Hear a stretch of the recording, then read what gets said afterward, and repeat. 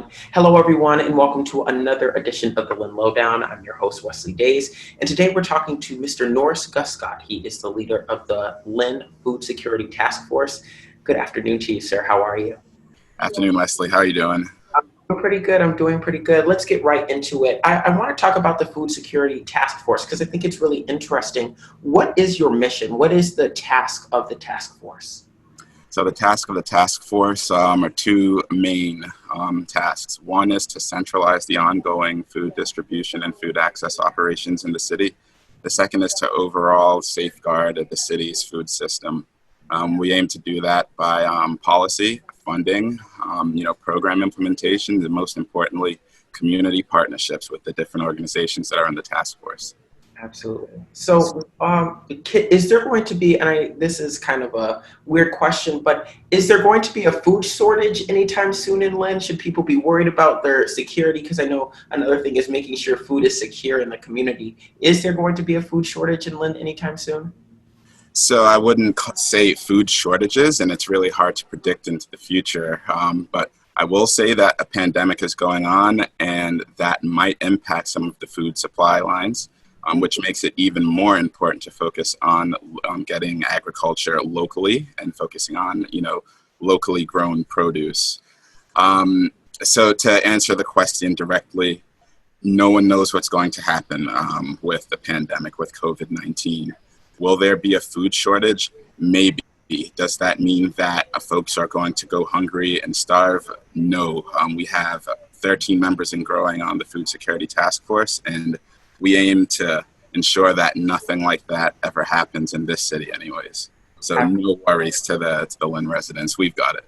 That's great. So speaking about locally grown food, what can people in the community of Lynn do to help with the task force? People of Lynn can help by staying safe, first and foremost.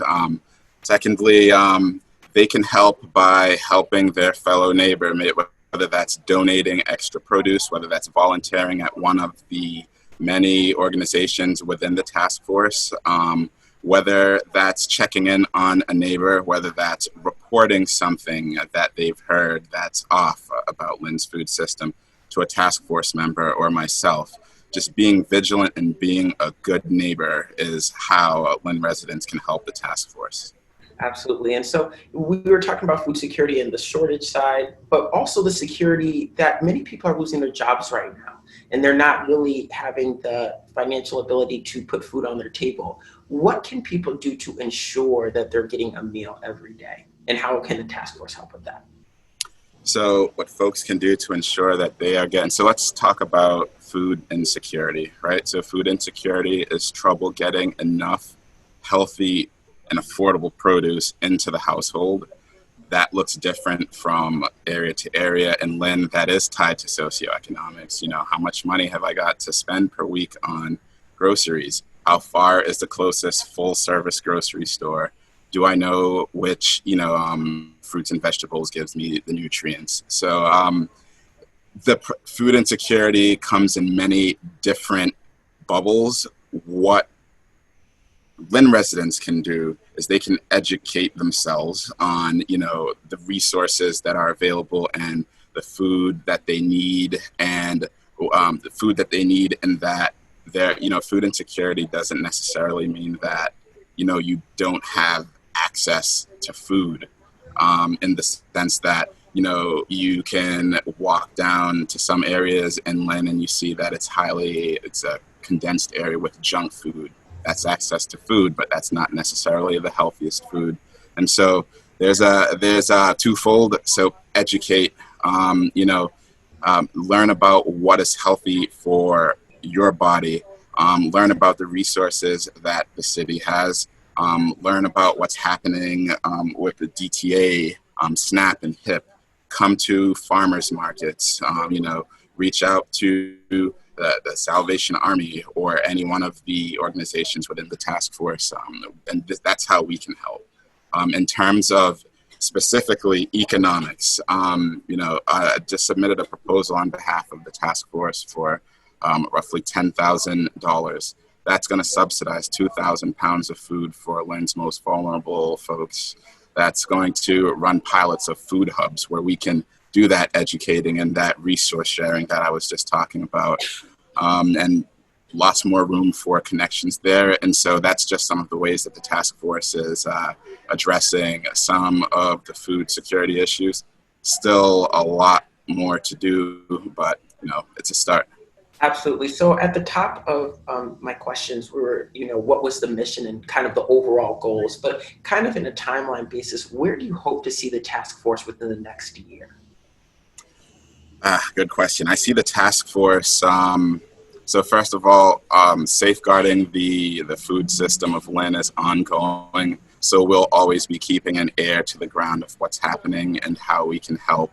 But next year, I'd hope that we have gotten all of our operations and logistics related to the pandemic in order, and we're focused on building up the food system, in that we're looking at maybe, some policy areas. We're looking at some major grants. A lot of the efforts now are ensuring that the pandemic is not going to exacerbate food insecurity to a great degree in the city. But next year, I hope we can ease up on the putting out the fires of pandemic and food insecurity and focus on more long-term, sustainable, policies related to food. Absolutely. And I kind of want to talk about students as well, because I know students are also affected by food insecurity and, making sure that they're getting the right proper meals. Students will be going back to school in the fall, but not on campus. Will they still have access to meals from their schools? Because I know that this summer, Lynn schools were also offering food meals to their students. So as I understand, yes, meals will still be offered at their regularly scheduled times at the distribution at the high schools. The current ongoing operations will continue in terms of meal distribution. But while we're on the topic of student and food access, I have to bring up a really heavy issue for Lynn. So as you know, if you are a Lynn, if you are a school age or you have school age children, you received a PEBT given the pandemic and all of that disaster that it entailed. That PEBT card is meant for families to supplement what the student would have gotten in food. In food. So if you have a child and they receive free or reduced lunch, they should have gotten a PEBT card.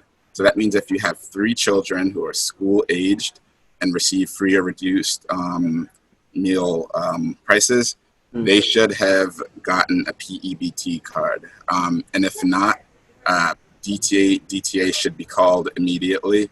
This might be impacted if you've moved or, an address needs to be updated. And the way they process it, it's, they send a letter first and then the card. There's also an issue about public charge.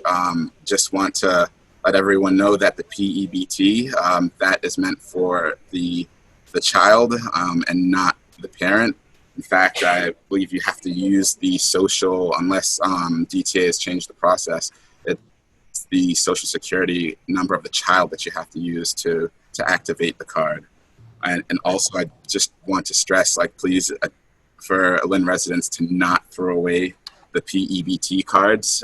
If you don't need it, please consider, purchasing food for local pantries. Please, if possible, shop and, donate it to someone who's experiencing food hunger, or get in touch with the Food Security Task Force. But those dollars they go back to the state once, or if they're not used. And that's a way to alleviate food hunger and keep those dollars local within Lynn. The overarching, and I talk about PEBT because that is a tool to address food insecurity for school-age children. Approximately 12,000 cards were issued in Lynn, and only 10,000 were activated. Wow. Right. So that means approximately we've got 2,000 families who are experiencing, food insecurity. That is local dollars that could be kept in the city. And so please, going back to your question, that is one major tool to alleviate food insecurity for school-age children and their families. So it's extremely important to. Absolutely, and I want to talk about the PEBT card. So how long does it work for? Is there a certain duration or period of time where the card is activated where people can use it? And do they have to renew it over and over again? Or when it's installed or, activated, is it good to go for forever? So the second part. So as I understand it, and DTA tends to change these things sometimes, but they will send you a notice first, letting the person know, hey, we're going to send this card. Then they will send the card.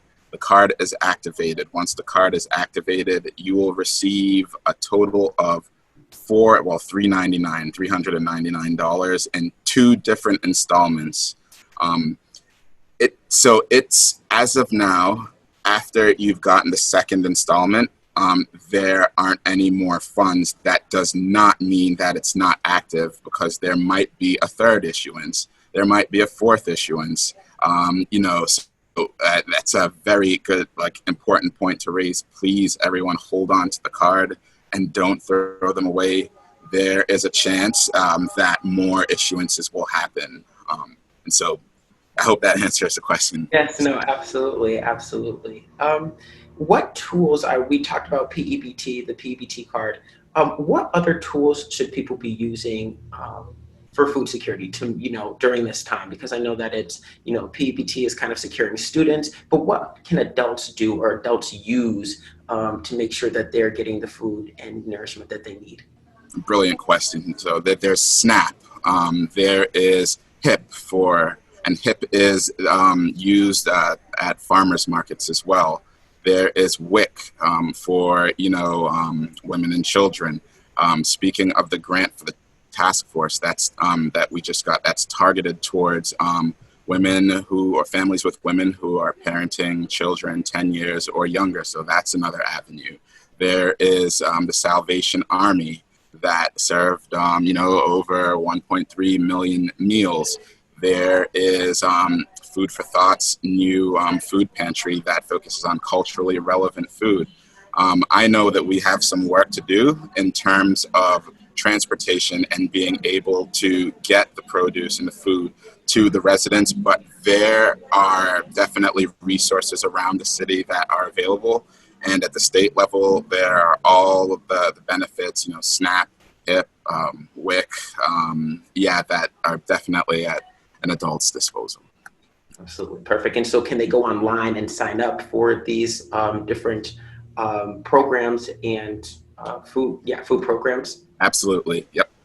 Great. Yes, they can. And that's, you can just go to Google. The easiest thing to do is just go to Google and type in, sign up for SNAP Massachusetts, and it will bring you to the page. Project Bread also has a lot of information, and DTA is the department that issues the cards related to food security. Absolutely. So we've talked about students, we've talked about young adults and adults. How about elderly people who can't get out of their house, people with disabilities? What can they do to ensure that they're getting the meals that they need today?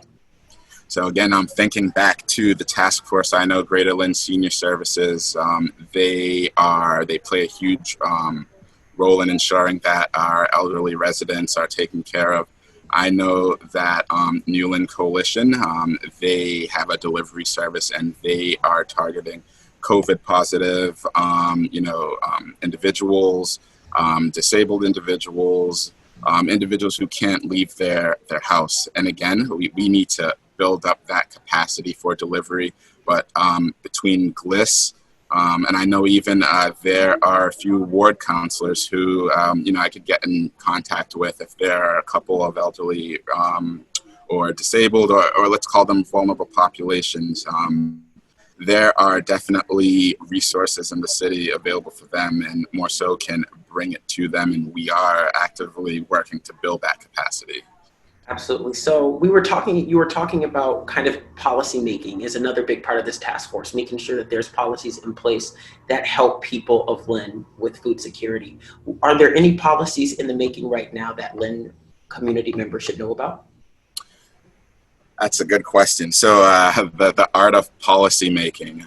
So Lynn, one thing I can say to that is Lynn is providing very, very important information to state senators and state house members for the crafting of certain legislation. I can very specifically, at the peak of COVID-19, the Food Project and we were able to, taking into account Governor Baker's guidelines, taking into account CDC guidelines and, Lynn's Public Health Department's guidelines, we were able to craft, I guess you can call it a manual of sorts. And we were able to have the first in the state regular, in-person, socially distant farmers markets. And a lot of other municipalities took note of that. And so that's an example of how Lynn is leading in terms of some of these policies aimed at food access. Because even at the Central Square Market, 70% of the folks who shop there use SNAP and HIP. So we know we're reaching the folks who really need it. And so, yeah, pretty proud of that.